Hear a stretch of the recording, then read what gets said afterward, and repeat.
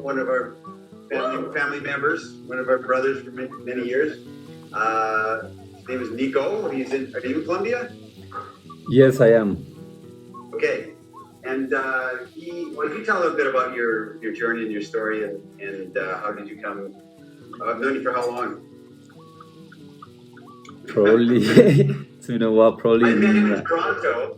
In Toronto, right? Yep. He was clean cut, clean shaven, the suit, short hair. Remember? Yeah. And he's been involved in coaching and doing with Amorata for many years, and now he's doing his own thing down in South America that is coming alive, and it's and a lot of you guys have been involved. Yeah, and a lot of guys have a lot of Amorati. So Nico, I'm just gonna let you talk a bit about yourself. Mm-hmm. Tell us, who are you? Why are you? That's a multi-layer question, but for the sake of this introduction, for those of you that don't know me, I'm Nicole Cannon from Colombia and in Colombia right now. My journey, as most of your journey, started because of women, often because of a woman, right? In my case, it was an ongoing battle between having fun,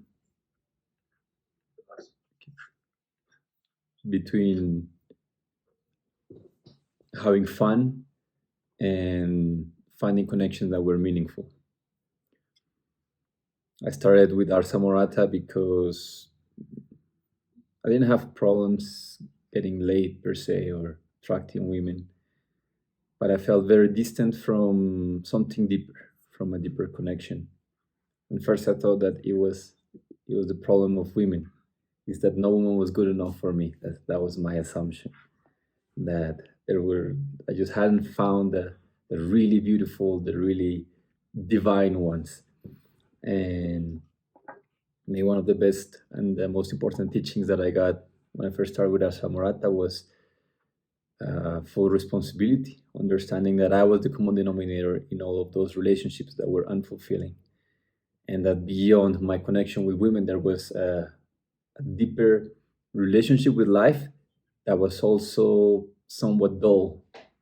I was traveling all over the world. I was having quote unquote exciting experiences, but I felt like I was just an spectator, that I was not fully present, that life was just kind of falling through the fingers, and I couldn't quite understand what that was about. At the beginning, I thought it was about women, so I set out to study, as Javi says, and I found a journey that maybe some of you have already noticed or are starting to notice, that it goes far beyond just relationships. Connecting to the feminine is a lifelong quest, but it's a quest that I found to be not one of just what to say, how to reply, what kind of women are good for me, what do I want, but it goes beyond that. It goes all the way through what some will call therapy land, understanding that very often my dysfunctions as a man have a lot to do with mommy and daddy. And more than that, my relationship to the masculine and the feminine as a whole, which in the Ars Amorata is taught, and I think especially in the mastery. But beyond that understanding, and I think we all come to a point where no matter how great the woman, the relationship, the paycheck as well, no matter how fulfilling that is, something seems quite not there, or something seems missing. Or the question, what now, arises. Okay, so let's say I got married to the woman of my dreams. I'm making a few million a year. My health is great. Everything's great in life. And suddenly, for a lot of men, well, a lot of people in general, the question, okay, like, what now? What do I do with my life now? Because it's so easy to be busy in fixing something that we think is broken, and it definitely was for me to feel that I had to figure something out around women. But the moment that I felt that was somewhat taken care of, then there was an emptiness in my journey. Okay, what do I do now? I thought that it was going to take me my whole life, and suddenly I realized that my relationships are beautiful, that I have no fear of connecting, no fear of letting someone in. And that led me in the last few years, especially, to seek in places where I felt some people had seeked and found some answers, which for me, something very close to my culture was ayahuasca, or jahe as we call it in Colombia. And then maybe more of a spiritual path, I realized that a lot of what I have been doing in my life was prepare me to the work that I am now doing. I realized that the issues that I thought I had with women were never with women, but there was always something within myself. There were ways in which I limited my full expression. There were ways in which I limited speaking my truth. There were ways in which I feared my own sexual energy. There was shame that I carried that I did not even remember. I carried it. So the last few years have been for me an exploration of these two questions. One, like, what's at the core of it? What's at the essence of life? This experience of who we are, which goes hand in hand with the question that comes for a lot of men. I work with men and women, but mostly men, which is the what now. Like, what does a man who has created a beautiful life, what does he devote it to? What does he do after he has checked most of the dreams of the bucket list? And that excites me, because I feel that when I was younger, I thought that when I get to this point, that's going to be the pinnacle, the ultimate place of my life. That's going to mean that I understood and I won the game of life. And it was quite the opposite. I realized that only when I got to that point, life actually started, because only then I was ready and open to explore part of life that up until then would not have been available. To inquire into the deepest questions. You know, how you shared it in the, I think, Maslow, the hierarchy of needs. If right, if only because there's a structure around you, only because there's a structure around me, only because I can rely on these walls, on this house, only because you can rely on the venue that is solid and nothing is on fire and you're not in danger, then there's enough space and stillness and ease in our nervous system to talk about love, to talk about relationships, to talk about purpose, to talk about God, right? Because if there was something else there, whether it was hunger or danger or any kind of threat, then that would be the most pressing thing. And I find that for most of us, well, I'll speak for myself. For me, the having a solid partner and a solid career were the pressing things to aim for or chase away from, right? Like a poor relationship or poor finances. And once that I felt rather stable in that, suddenly I could sit down and ask myself the questions that I had been avoiding, and that I feel a lot of us avoid or get distracted from, just because life gets in the way. So my journey with Ars Amorata started as a student, trying to sort out my own relationships. Then I fell in love with what I got out of it, with the team, with Sam, with Jordan, and the people, the men that I have met along the journey. Then I worked, and I've worked with them on and off for several years, with Jordan especially in some of the live workshops. I feel I've been, whether online or in person, to every conference that has happened since I first became a member of the Amorati. And then the last couple of years, yeah, I'm working with an ayahuasca community here in the and a shaman from the Amazon. We're in the process of finishing a temple that I was fortunate to be able to fund, and my work right now lies with actually just well, not just, but we work with people all the way from homeless, drug addict, criminal, ex hitmen, or people that you will imagine, oh, this maybe they have no what's the word? Yeah, there's no hope for them. A lot of people will think, right? Like the people that have been really ostracized from society and who have done things so evil and so ugly, or have suffered things so evil and so ugly that it just feels like too much work. We work with a lot of those people, and on the other hand, I work with men who have reached a point in their life where they have enough space to ask themselves, what now? Right? So it will seem like two different paths, right? Like the person that is suffering a lot and the person that's got it all. But it's the same question, and that's my journey right now, trying to understand in a deeper way myself through the work that I'm doing. Nico, I'm asking every speaker roughly the same questions. So let me ask you, okay? What have you learned recently that has you really excited? So just a few days ago, we wrapped up this year's Rebirth experience, which is like a 10-day plant medicine and workshop immersion. Javi was in our very first one, and a few Amorata as well. And it was really beautiful because there was one day that I've drank a lot of ayahuasca. It's been part of my process of education here with the shamans. Before one of the last ceremonies, I felt hesitant because I realized that and I was sharing this with the group, that I don't know what else to ask for.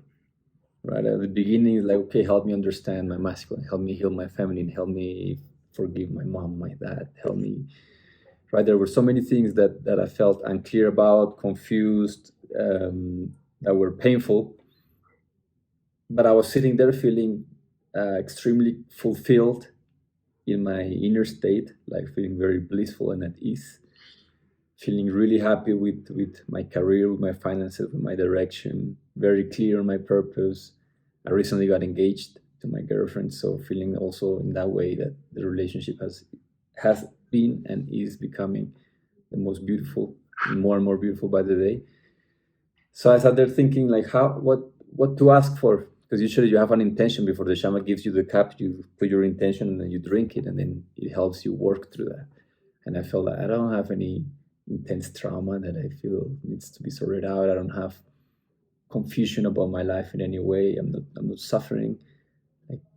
I felt and I feel quite literally that I have it all. So it's apprehensive. Like, why am I drinking medicine if I don't feel sick? Why am I drinking medicine if I feel that I already have it all? There's nothing more for me to get.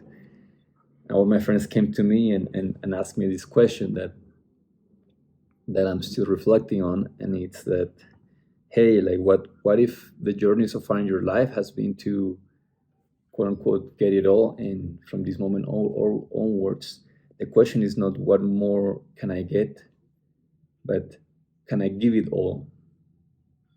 And how am I stepping in my own way, or how am I holding back from giving all that I've received, whether it comes through teaching, through sharing, through connecting, through the projects that I'm funding. But can I give it all? Can I let it all go now that I have it?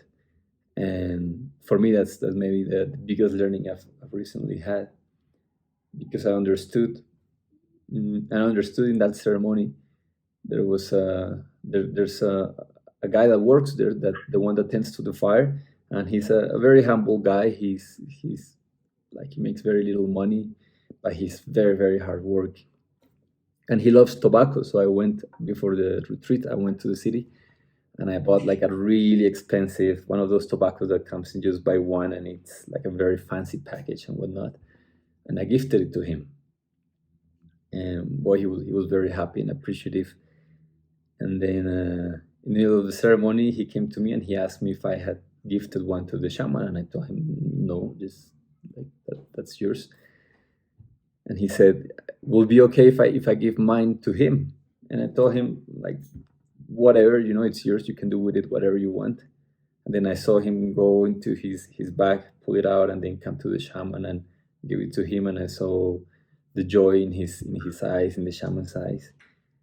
And I was a little bit conflicted because I thought, wow, like this tobacco will probably cost several weeks of his paycheck for him to get, and I assumed that he will be really looking forward to opening it, smoking it, whatnot, and he started to give it away.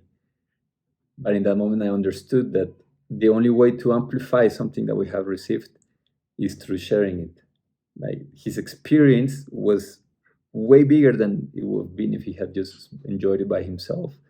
And now it was contagious because now the shaman was also, um, yeah, he was also in a very positive mood, very uplifted by his gesture.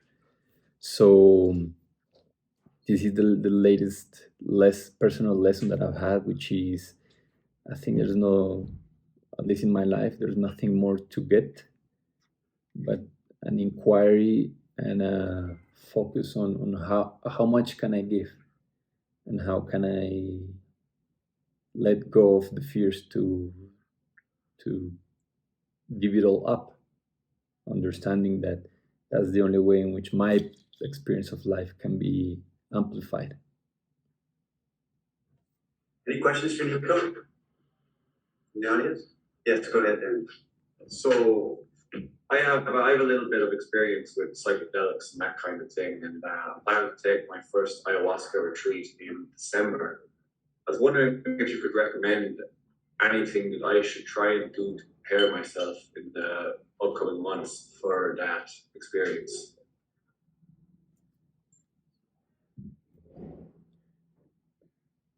Yeah, I think there's many things that maybe are beyond the scope of this conversation. I can send you a link. I have a YouTube channel called Ayahuasca Colombia, where there's hours and hours of how to prepare, how to sit, how to breathe, how like what water. There's I go into a lot of detail there, but in essence, there's the number one thing is commitment, being resolved. Right, there's something calling you to have that experience. So how bad do you want it, and do you really want it? It's very important. And are you willing to like to go all in, not halfway. That's important to have that resolve in your heart and have a clear intention. But beyond that, just taking care of the food, of the diet, what you consume, what you watch is important, especially your sexual energy and the food that you consume. But way beyond that is it's a matter of commitment, because ayahuasca it's a tool, right? Like many tools that are available to us. I feel the work we do in our Amorata is also we're equipped and given a lot of tools and practices, philosophies, understandings that allow us to navigate life in a better way. Ayahuasca is also a very powerful tool that has been used for thousands of years to help people live in a more coherent way with what's in their heart.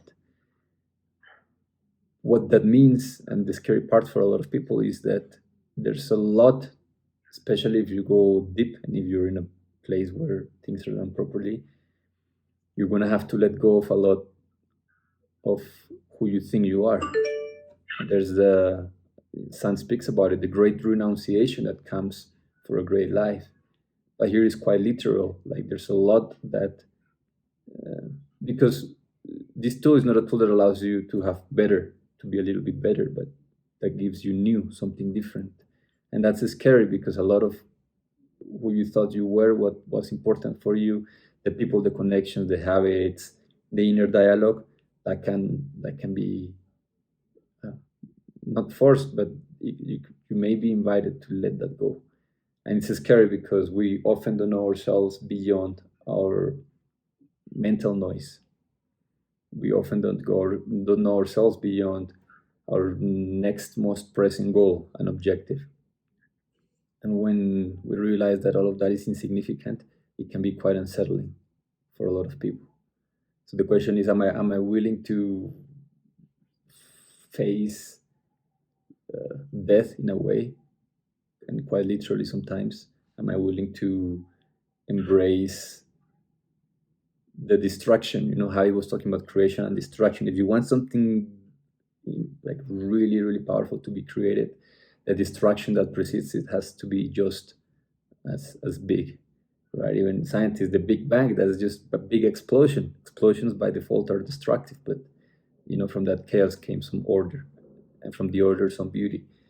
So how much are you willing to allow yourself to implode, and do you really want that?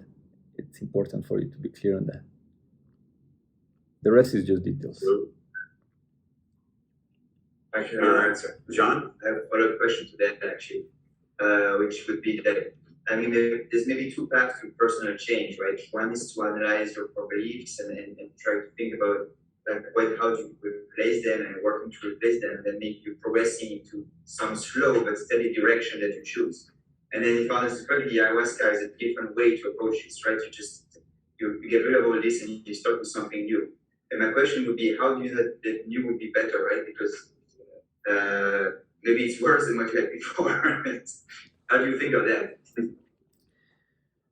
It's the same when you're in a toxic relationship, but the sex is good and she's hot and you kind of already know how to deal with her. How do you know that you may get a better girlfriend?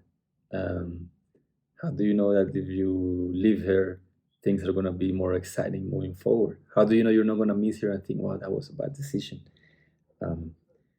The thing is that, in shamanism, they refer to God as, in some cultures, as the great mystery, not the great guarantee, so... That's a good way of saying it. So it is part of the journey, is the leap of faith, is trust. I can tell you this, if things are done properly in a ceremony, you will never come out worse. If they're not done properly, there's a lot of potential damage, mental, emotional, physical, that can happen. But if things are done properly, there's zero risk to that.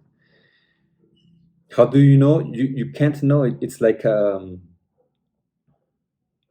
of you, I think there's some of you that have taken the leap, have quitted stable, good jobs to try and become entrepreneurs or invest in some stuff. How do you know that being an entrepreneur is going to be a more fulfilling task?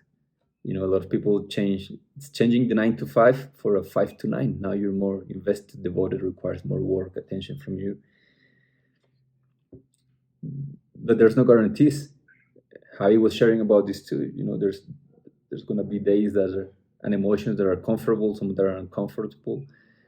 The only guarantee you have is that if there's something pulling you in that direction of transformation, whether it is through a very paced journey or through a more explosive one, that means that there is something within you aching to be born. Whether it is born in small steps or whether it is born by a huge renunciation and a huge process of transformation, a rite of passage, that's the choice you have. But whether it is born or not is not for you to choose. It's like you have a baby within you. Let's say you're a woman, you have a baby. You don't get to choose whether it comes to life or not. If we leave the abortion conversation aside, it's going to come out. And at one point, it's going to be too painful for her to have that inside. It has to come out. Every creative endeavor, whether it is a book, a project, a relationship that you want to live, an experience you want to have, if it's within you, it has to come out. And the only thing you can do, there's no guarantees that it's going to be pleasant. In fact, I think a lot of life can be summed up in the process of birth, right? It is both an act of great pain and suffering and of love, where life is created. It's really painful, but really worth it. And most women will not want to go back, but also they will not want to change it. Same with a breakup, how he was sharing. He will not change what he went through, even though it was painful. So I think at the end of the day, all we can do is trust that which is calling us in a deeper way, and then choose how fast do I want to go? How fast do I want to move? I think on that we have some choice. But we're going to get there eventually. There's nothing. Everything is blooming or wilting in life. There's nothing stagnant. So especially when it comes to plant medicine, if you do it in a good place, there's no risk. When it comes to transformation in general, part of the healing process is giving up fear. Maybe one of the essence is the taitas or the shamans here. They say if there's fear within you about whatever, you need to drink medicine, right? Like, because fear is that disconnection from who we are. Fear, whether it comes in the form of a relationship or changing jobs, in the form of somebody coming with a knife to take your phone or your wallet. If there's fear present, it means that there's a misunderstanding. It means that there's a part of you that feels it can get hurt, which means you have identified with a part of you that is very limited, that suffers, that is a victim of compulsions and aversions, and you're not really free there. It's impossible to be free there because the environment will always have a button that can push for you to feel a certain way. So sometimes the transformation comes in the form of a lot of pain, and that is a great gift, or in the form of something that is really scary, and that is also a great gift, because in that process you understand that there's nothing to fear, and that pain can exist but suffering can be chosen. So yeah, there's nothing to be afraid of if you know deep inside who you are, and if you don't, then whatever happens will serve you to get there. Nico, one last question for me, which I'm asking all the speakers. Are you optimistic? We just came out of this coronavirus. Well, we're still coming out of it. We're still in it.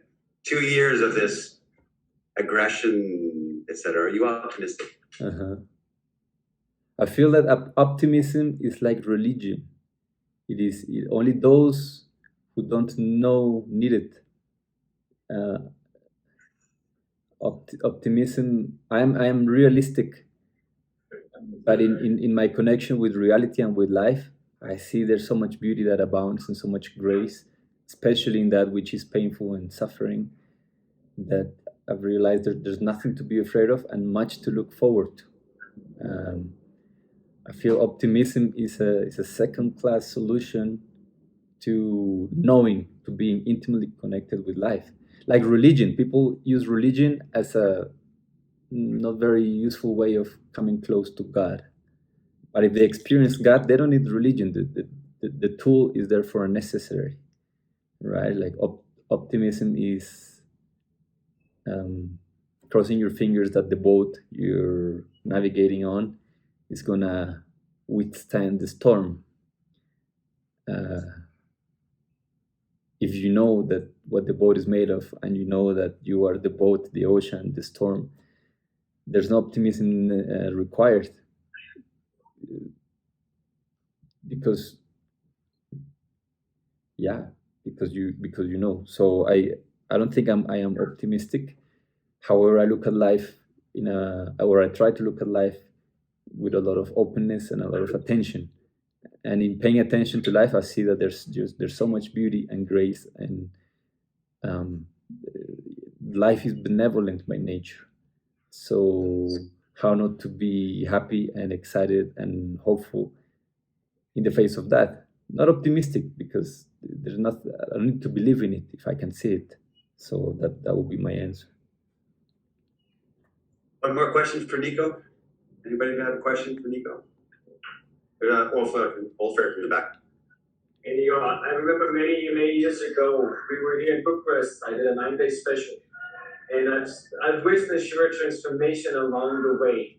And I want to invite you to share what happened that made this is that a thing that you're thinking back to and thinking like, this was a definite moment. Something happened here, and it made the whole thing change for you.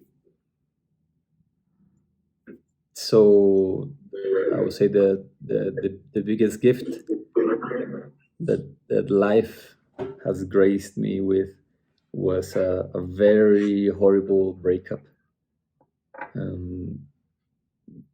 One that destroyed the foundations of everything that I thought I was, everything I thought she was, life was, love was.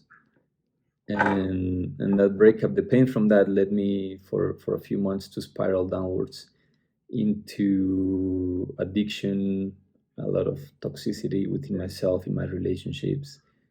It got quite ugly. I overdosed a couple of times, and I was lucky not to end up really destroying or crossing a line that would be difficult to come back from. But it was the pain from that. It was the chaos that seeped into my life because I was not paying attention, because I wasn't aware, that woke me up to being resolved to do something about it. And there's when I understood, when you're ready, the teacher shows up, and there's, life is about, it abounds with teachers, with messages, with life is always extending a hand for you if you want to get out of your own, you're withdrawing a glass of water, and life is there ready to rescue us or allow us to see that why things happen and how to move out of them. So for me, the catalyst was a lot of pain, and the decision one day that was not the way I wanted to live, and that I would do whatever it took to understand and come out of it a better person. And that was a mix of, the tools were different. Plant medicine was one of the biggest ones in my journey, and the reason why I decided to make this part of my path. Can I ask a clarifying question? Mm-hmm. It's like you were in a really, really bad place, really ugly, and yet you found hope. Where did that came from?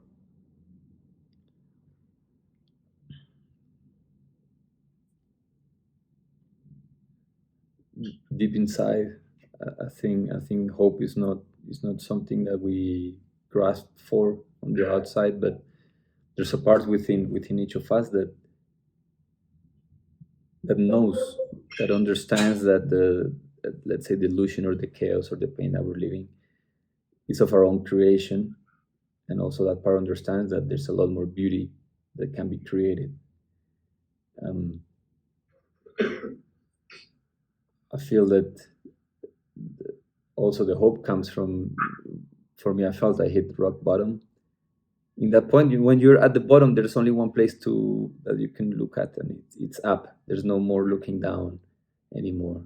And there's a part, and it happens to every man, usually around age 28, 30, that every man lives a moment of great pain, that invites him into a great renunciation, if he chooses to stay open to that pain. So for me, it was that, the moment I stopped numbing myself through sex, through drugs, through a lot of other stuff, then I allow myself to feel that pain. And I think that the pain, if we remain attentive enough to it, is no different than grace. It's a gift that is bitter to unpack, but that bears very sweet fruits. So the hope comes from for me, it came from allowing myself to feel all the pain, to the point that it was just common sense to seek something else, right? It was like your hand is burning. You're not thinking, you're not hoping it will not burn anymore. It's a reaction. Your body knows. You just pull it away. You move. You put it underwater. You take care of it. So there's a wisdom that is there to take care of us when there's a lot of pain. The problem comes when we try to avoid that pain, or to run away from it, or ignore it, be distracted from it. Then our hand stays in the fire for a lot longer, and it causes a lot more damage. Thank you, Nico. Nico, everybody.